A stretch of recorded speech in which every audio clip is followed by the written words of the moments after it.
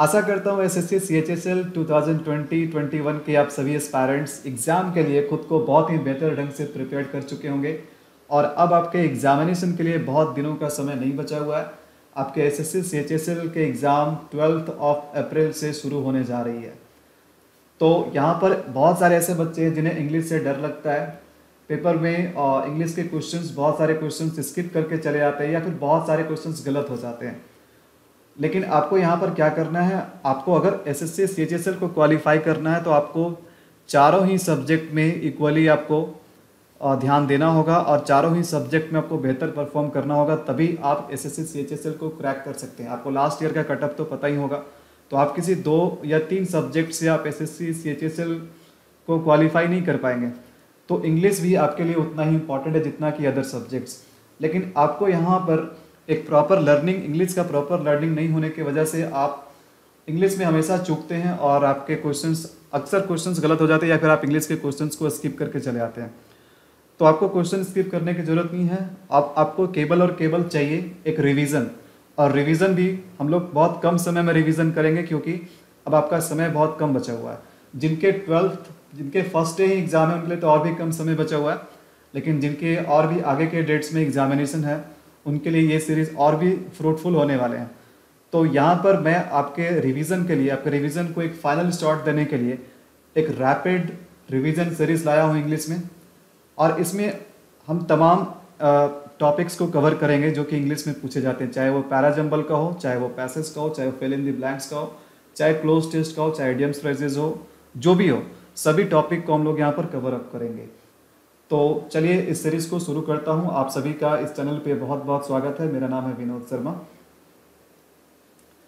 तो इसमें हम यहाँ पर 10 इंपॉर्टेंट वन वर्ड सब्स्टिट्यूशन आज के इस वीडियो में कवर अप करेंगे, और ये ऐसे वन वर्ड सब्स्टिट्यूशन है जो कि आपके एसएससी के एग्जामिनेशन में बहुत बार रिपीट होते हैं। तो मेरी कोशिश होती है कि मैं उन्हीं वर्ड्स को शामिल करूँ जो बार बार रिपीट होते रहते हैं। तो पहला वर्ड है पैनासिया, और पैनासिया का मीनिंग क्या होता है? तो मीनिंग जानने से पहले आपको पता होना चाहिए कि इसका पार्ट्स ऑफ स्पीच क्या है, इसका ग्रामेटिकल प्रोफाइल क्या है, मतलब ये नाउन है, एडजेक्टिव है, प्रोनाउन है, वर्ब है, प्रेपोजिशन है। तो इसके बारे में आपको पता होनी चाहिए सबसे पहले। उसके बाद हम लोग इसके मीनिंग के बारे में जानते हैं। सबसे पहले आप यहाँ पर देखो कि पैन हमारा एक रूट है। जब कभी भी आपको किसी वर्ड में पैन वर्ड मिले तो इसका मतलब होता है ऑल। क्या होता है? ऑल। जैसे कि पैंडेमिक वर्ड भी आपने सुने होंगे, ठीक है, अभी तो बहुत पॉपुलर वर्ड है। तो यहाँ पर पैन का मतलब ऑल हुआ, और बाकी ये जो यहाँ पर हम सिया जो रूट देख रहे हैं ना, ये आपके ग्रीक के एकिया से आया है, ठीक है। और पैनाकिया एक ग्रीक, ओरिजिनली ये वर्ड था पैनाकिया। तो पैनाकिया जो थी वो अकॉर्डिंग टू ग्रीक मैथोलॉजी ये गॉडेस ऑफ रेमेडी थी, मतलब उपचार की देवी थी। तो वहीं से ये वर्ड बना है। तो इसका मतलब होता है क्या? देखो, पैनासिया का मतलब हम हिंदी में एक शब्द में कहते हैं इसे रामबाण। आपने रामबाण वर्ड को सुना होगा, ठीक है, रामबाण। तो रामबाण हम कैसे चीज़ों को कहते हैं? इसका मीनिंग क्या है? इसका मीनिंग है अ रेमेडी या फिर a cure for all diseases, यानी कि अनेक रोगों का एक इलाज, यानी कई सारे रोग है ना, उसके लिए जो एक ही इलाज है, एक ही उपचार है, उसी को हम पैनासिया कहते हैं या फिर रामबाण कहते हैं। और केवल डिजीज के लिए नहीं बल्कि डिफिकल्टीज या फिर प्रॉब्लम्स के लिए भी ये वर्ड यूज होते हैं। मतलब बहुत सारे समस्याओं का जो एक समाधान होता है ना, उसके लिए भी हम कौन से वर्ड का यूज करते हैं? पैनासिया। जैसे एग्जाम्पल देखो यहाँ पर क्या है, yoga is a panacea for all diseases. तो ऐसा माना जाता है कि अगर आपको रोग से मुक्त रहना है, हर तरीके के रोग से मुक्त रहना है, तो आपको योगा करनी चाहिए। तो योगा क्या एक तरह से ऑल डिजीजेस के लिए, हर तरीके की बीमारी के लिए क्या एक रामबाण है। आई होप कि आपको ये समझ में आया होगा। बढ़ते हैं अगले वर्ड की ओर। देखो, सेकंड वर्ड हमारा है अनार्की। अनार्की का मतलब क्या होता है? सबसे पहले तो हम आर्की का मतलब समझते हैं। आर्की भी हमारा एक क्या रूट है। तो आर्की जब भी आपको मिले तो इसका मतलब शासन होता है। आर्की का मतलब क्या होता है? आर्की का मतलब शासन होता है। और कभी भी किसी वर्ड में, किसी वर्ड के पहले हम ए या फिर एन प्रेफिक्स लगा देते हैं तो इसका मीनिंग क्या हो जाता है? इसका मीनिंग हो जाता है नेगेटिव, ठीक है, या फिर इसका मीनिंग होता है विदाउट। तो विदाउट अपने आप में कैसा वर्ड है? एक नेगेटिव वर्ड है। तो एनार्की का सिंपल से अब हम लॉजिक लगा सकते हैं क्योंकि हम लोग यहाँ पर रूट को बढ़िया से समझ लिया है। तो एनार्की का मतलब है जहाँ पर कोई भी शासन ना हो, जहाँ पर कोई भी गवर्नमेंट या ऑफिशियल ना हो, ठीक है, उस जगह को कंट्रोल करने के लिए, उस देश को चलाने के लिए उस राज्य को चलाने के लिए। तो अनार्की का सिंपल सा मतलब क्या हुआ, हम हिंदी में बोलते हैं अराजकता, आपने सुना होगा ये वर्ड अराजकता, ठीक है, जहां पर अनार्की फैला हो, ठीक है। तो जैसे अनार्की का मीनिंग क्या थी, अब्सेंस ऑफ लॉस और गवर्नमेंट, यानी कि ऐसी जगह जहां पर कोई भी नियम कानून नहीं हो, या फिर नियम कानून के धज्जियां उड़ रही हो, या फिर कोई भी गवर्नमेंट ऑफिशियल ना हो, ठीक है, उस वहां पर उस जगह को शासन करने के लिए। तो जैसे एग्जाम्पल में क्या है, बहुत सारे देश में आप देखते होंगे सिविल वार, गृह युद्ध हो जाते हैं। तो civil war has led to anarchy, मतलब सिविल वार से, गृह युद्ध से क्या हो गया, पूरे देश में अनार्की आ गया, अराजकता आ गया। बात समझ में आ रही है। तो अराजकता में क्या होता है कि जब कोई गवर्नमेंट ऑफिशियल ना हो, तो इसमें होता क्या है कि बहुत सारे दंगे फसाद होते हैं, लोग कानून के धज्जियां उड़ाते हैं, ठीक है, बहुत सारे मर्डर होते हैं, बहुत सारे क्राइम्स होते हैं। तो ये अनार्की की स्थिति होती है। इसलिए एक गवर्नमेंट, एक शासन करने वाले ऑफिशियल का होना बहुत जरूरी होता है। तो आई होप कि आपको ये मीनिंग भी समझ में आ गया। बढ़ते हैं अगले वर्ड की ओर, और अगला वर्ड हमारा है ऑमनिशिएंट। ऐसे ऐसे वर्ड बार बार एसएससी रिपीट करते रहती है, तो इसलिए आपके लिए इस तरीके का वर्ड बहुत इंपॉर्टेंट, बहुत मायने रखता है।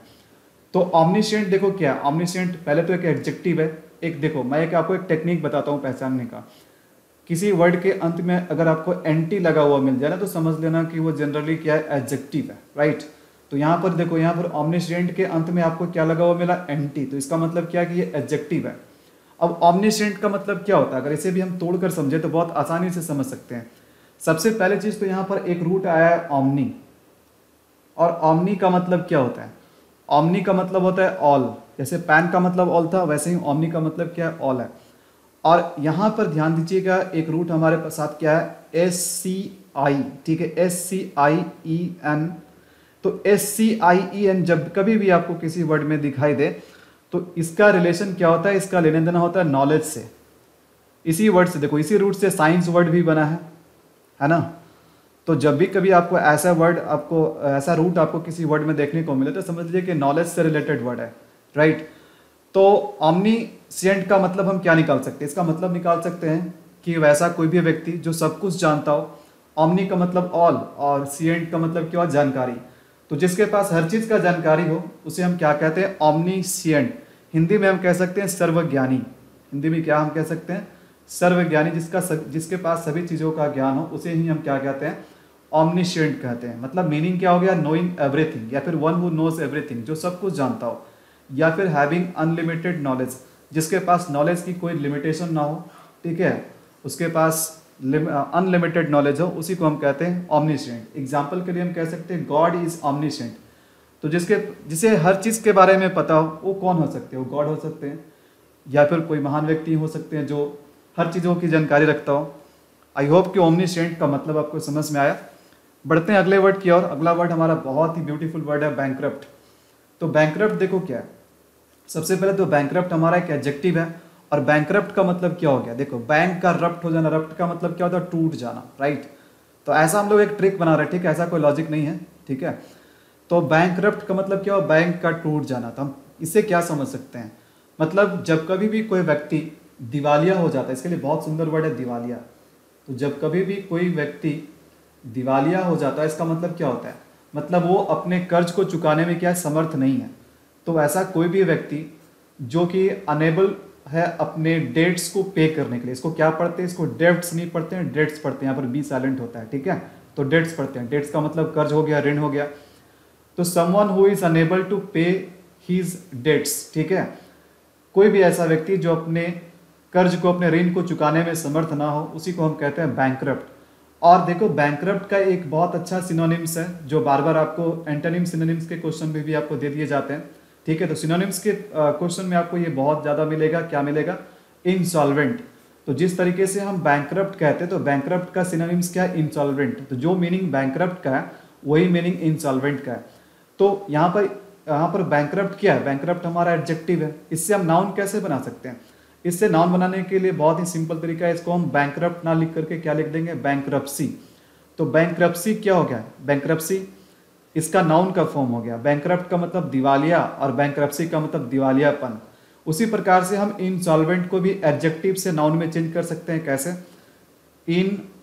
इंसॉल्वेंस।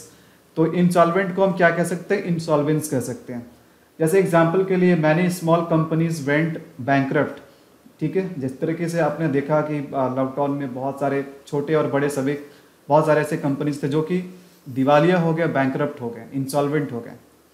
आई होप कि आपको ये भी मीनिंग क्लियर हो गया होगा। ये सारे वर्ड हमेशा रिपीट होते रहते हैं। अगले वर्ड पे चलते हैं, न्यूमिस्मैटिक्स। बहुत ही अच्छा वर्ड है न्यूमिस्मैटिक्स। इसका मतलब क्या होता है? सबसे पहले पार्ट्स ऑफ स्पीच क्या है, ये नाउन है। न्यूमिस्मैटिक्स का मतलब होता है सिक्कों का अध्ययन या मुद्रा का अध्ययन, है ना, सील्स, जैसे सील्स भी हम बोलते हैं। तो इन सभी चीज़ों के अध्ययन को हम क्या बोलते हैं, न्यूमिस्मैटिक्स। जैसे द स्टडी और collection of money, coins and often medals. तो ऐसा चीज़ों की स्टडी या फिर उसका संग्रह करना जिसमें मनी हो, क्वाइंस हो, ठीक है, या फिर मेडल्स हो। ज़्यादातर ये क्वाइंस के लिए ये वर्ड यूज़ होता है। तो उसे हम क्या कहते हैं, उस स्टडी को हम कहते हैं न्यूमिस्मैटिक्स, राइट। तो यहाँ पर जैसे कि इस तरीके के न्यूमिस्मैटिक्स यानी कि इस स्टडी से हमें क्या फ़ायदा होता है, मतलब सिक्कों के अध्ययन से, ठीक है, मनी के अध्ययन से, मेडल्स के या सील्स के अध्ययन से हमें क्या फ़ायदा होता है। तो इसके लिए एग्जाम्पल, बहुत ही अच्छा एग्जाम्पल है, numismatics plays an important role in determining certain period of Indian history. और ना केवल इंडियन हिस्ट्री, वर्ल्ड हिस्ट्री के लिए भी हम हिस्ट्री अपने पास्ट के बीते हुए चीज़ों को कैसे पता लगाते हैं, मतलब इतिहास के स्रोत क्या होते हैं। बहुत सारे स्रोत होते हैं, उनमें से एक क्या, सिक्के या फिर मुहर। देखो सील को हम बोलते हैं मुहर। तो वैसे सिक्के या फिर मुहर जो खुदाई के बाद जो मिलते हैं वही क्या होते हैं, प्रमाण होते हैं। उसी से बहुत सारे इतिहास के बारे में पता चलता है, बहुत सारी बातें इतिहास से रिलेटेड पता चलता है। जिस प्रकार से हड़प्पन सिविलाइजेशन में खुदाई हुई, वहाँ से भी कुछ सील्स मिले, कॉइन्स मिले। तो उसका स्टडी हमें किस तरीके से हेल्प करेगा, हड़प्पन सिविलाइजेशन को बहुत अच्छे से जानने के लिए, ठीक है। तो ये मीनिंग भी आपके लिए क्लियर है। ओके, चलिए बढ़ते हैं अगले वर्ड की ओर। अगला वर्ड हमारा एक जियोग्राफिकल टर्म है, जियोग्राफी से लिया गया एक वर्ड है, लेकिन वन वर्ड सब्स्टिट्यूशन में लास्ट ईयर में भी पूछा गया था, ये सीपीओ के एग्जाम में भी पूछा गया था। तो ये इंपॉर्टेंट है और ऐसे नए वर्ड आने के चांसेस बहुत ज़्यादा है। तो आर्कीपेलगो का मतलब क्या होता है? सबसे पहले हम इसको पढ़ते हैं, आर्कीपेलगो, जो कि एक नाउन है। और आर्कीपेलगो का सिंपल सा मीनिंग क्या है, अ ग्रुप ऑफ आइलैंड्स, ठीक है, यानी द्वीप समूह। समूह मतलब आइलैंड का द्वीप, एक आइलैंड्स का द्वीप का क्या, ग्रुप, उसका समूह। जैसे एग्जाम्पल के लिए हम कह सकते हैं दी अंडमान एंड दी निकोबार आर्कीपेलगो। तो अंडमान एंड निकोबार क्या, छोटे छोटे आइलैंड का क्या है, ग्रुप है, एक समूह है, ठीक है। उसी तरीके से आपका लक्षद्वीप भी हो गया, हाँ कि ना। तो ये सारे वर्ड बहुत ही इंपॉर्टेंट है, आपको सीखना है इसको बहुत अच्छे तरीके से। अगला वर्ड हमारा है ओपेक। तो ओपेक भी बार बार रिपीट होते रहते हैं। ओपेक का मतलब क्या होता है? सबसे पहले इसके पार्ट्स ऑफ स्पीच क्या है, ओपेक एक एडजेक्टिव है, ठीक है। और देखो, अगर आप ओपेक के एंटोनिम्स के बारे में जान जाओगे तो ओपेक का मीनिंग आप बहुत आसानी से समझ जाओगे। ओपेक का जो उल्टा शब्द होता है, जो अपोजिट वर्ड होता है, उसको हम बोलते हैं ट्रांसपेरेंट।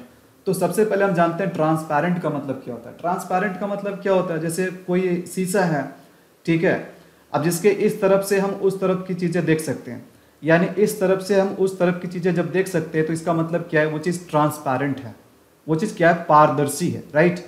लेकिन मान के चलो कि कोई ऐसी चीज़ है, जैसे मान के चलो दीवार है या फिर लुकिंग ग्लास है। लुकिंग ग्लास को ले लो, लुकिंग ग्लास के तो एक साइड से पैरा चढ़ा रहता है, मतलब उसके उस तरफ की चीज़ों को हम नहीं देख सकते हैं। या फिर सामने कोई दीवार खड़ा है, तो क्या आप इसके इस पार की चीज़ों को देख सकते हैं? नहीं देख सकते हैं।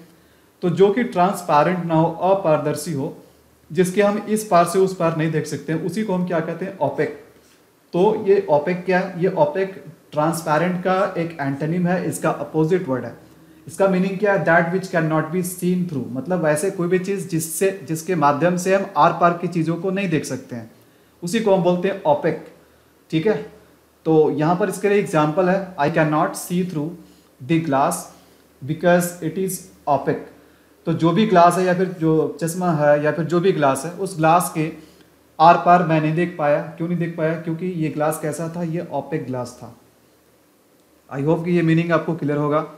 बढ़ते हैं अगले वर्ड की ओर। बहुतों बार रिपीट हुआ है, बहुतों बार एसएससी इस वर्ड को रिपीट करी है, तो ये बहुत इंपॉर्टेंट वर्ड है, ऑनररी। इसका पार्ट्स ऑफ स्पीच क्या है, ये एडजेक्टिव है।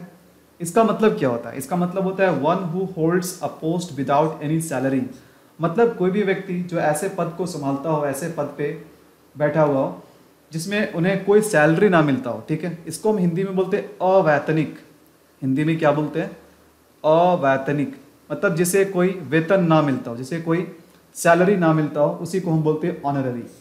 ठीक है, तो यहाँ पर एग्जाम्पल के लिए है he is the honorary chairman of the committee. जैसे एग्जाम्पल के लिए हम एक बहुत ही अच्छा एग्जाम्पल ले सकते हैं, महेंद्र सिंह धोनी।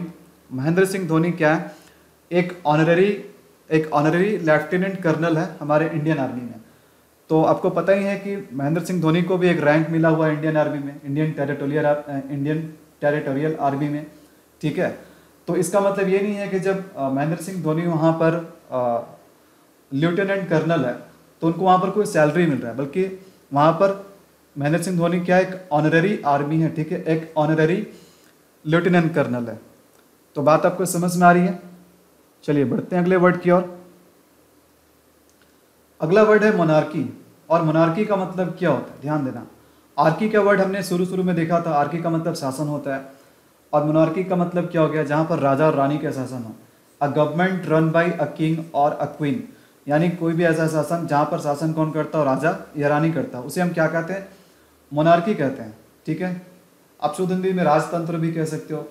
तो यहाँ ध्यान दीजिएगा, इसके लिए एक बहुत अच्छा एग्जाम्पल है, भूटान इज अ मोनार्की। तो बहुत सारे ऐसे देश है जो अभी भी वहाँ पर राजा या रानी का शासन चलता है, और ब्रिटेन में तो हमारा दोनों चीज़ है। ठीक है, तो बहुत सारे ऐसे एग्जाम्पल और क्या है, जैसे कि आपका कंबोडिया हो गया, डेनमार्क हो गया, ये सब क्या है, ये सब आपके मोनार्की है। और मोनार्की दो टाइप के होते हैं, एक तो एब्सोल्यूट होते हैं और एक आपके कॉन्स्टिट्यूशनल होते हैं। ठीक है, तो मोनार्की जहाँ पर कोई भी राजा या रानी जहाँ पर शासन करता हो, ठीक है, वैसे शासन को हम क्या कहते हैं, मोनार्की कहते हैं। और मोनार्की क्या है, एक नाउन है। आई होप कि ये वर्ड आपको क्लियर हो गया होगा। बढ़ते हैं अगले वर्ड की ओर। तो अगला इस वीडियो का हमारा आखिरी वर्ड है गलबल। और इसे ध्यान दीजिएगा, इसे हम गुल्ली बल नहीं बोलते हैं या फिर गली बल नहीं बोलते, इसे हम बोलते हैं गलबल। सिंपल से क्या है इसका प्रोनाउंसिएशन, गलबल। ठीक है, गलबल। तो गलबल क्या है, एक एडजेक्टिव है जिसका हम हिंदी में कह सकते हैं भोला भाला। आपने वर्ड सुना होगा भोला भाला। तो भोला भाला हम कैसे व्यक्ति को कहते हैं, बताओ? तो one who is easily deceived, मतलब कोई भी ऐसा व्यक्ति जिसे हम आसानी से डिसीव कर सके, आसानी से उसे धोखा दे सके, आसानी से उसके, ठीक है, उसे ड्यूप कर सके, मतलब उसे उसके साथ छल कर सके, उसे चीट कर सके। ठीक है, वैसे व्यक्ति को गलबल बोला जाता है। हिंदी में हम लोग बोलते हैं भोला वाला, जो किसी से भी ठगा जाए बहुत आसानी से। ठीक है, और यहाँ पर गलबल के लिए बहुत अच्छा सिनोनिम है यहाँ पर, एक तो है नेव और एक है क्रेडुलस। तो जो मीनिंग आपका गलबल का है वही मीनिंग आपका नेव का भी है और क्रेडुलस का है। नेव और क्रेडुलस गलबल का सिनोनिम्स है। Example, the gullible women gave all her money to a fake charity, मतलब कोई भी एक चैरिटी है भाई, वो बहुत आजकल बहुत सारे फेक चैरिटी होते हैं लोग, ठीक है, किसी भी बहाने से दान दक्षिणा लेने के लिए चले आते हैं। ठीक है, तो एक फेक चैरिटी में इस भोली भाली महिला ने क्या किया, अपने सारे पैसे को दान कर दी। तो आजकल बहुत सारे ढोंगी लोग हैं, ठीक है, और ऐसे ढोंगियों से बहुत सारे लोग आसानी से मतलब ठगे जाते हैं। तो ऐसे लोग को ही हम क्या कहते हैं, गलबल कहते हैं। तो ये था आज के वीडियो का आखिरी वर्ड ये, और आशा करता हूँ कि ये सारे वर्ड के मीनिंग मैंने आपके लिए बहुत अच्छे से क्लियर कर पाया और अब आपको याद हो गया होगा, क्योंकि मैंने सभी वर्ड के साथ एक एक एग्जाम्पल भी इंक्लूड किया।